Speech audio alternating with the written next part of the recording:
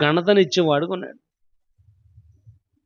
వారు శపించినా దీవించినప్పటికీ అక్కడ వాక్య భాగం రాయబడి వచ్చింది, నీ సేవకుడు మాత్రము సంతోషించేవాడుగా ఉన్నాడు. ఎందుకంటే ప్రభువు నమ్మదగిన వాడు. మనము నమ్మదగిన వారం కాదు, కానీ ఆయన మాత్రము నమ్మదగిన వాడు కనుక ఆయన స్వభావానికి విరోధముగా ఏమి కూడా ఆయన చేసేవాడుగా లేడు.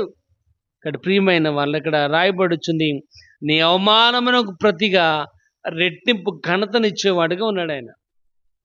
లూకాసు సువార్త 1వ అధ్యాయము, లూకాసు సువార్త 1వ అధ్యాయము 24వ వచనం చదువుకుందాం.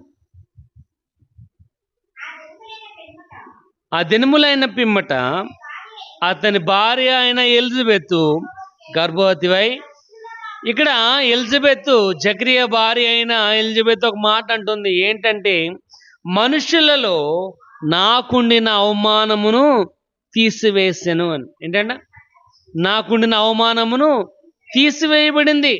ఏంటి అవమానం అంటే, ఆమెకి పిల్లలు లేరు. ఆమెకి పిల్లలు లేరు కాబట్టి ఈ అవమానము చాలా భయంకరమైనదిగా కనబడుతుంది.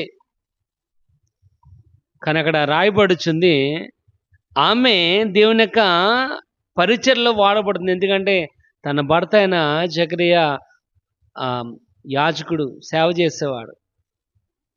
అక్కడ రాయబడుచుంది, ఎంతో భయంకరమైన అవమానం.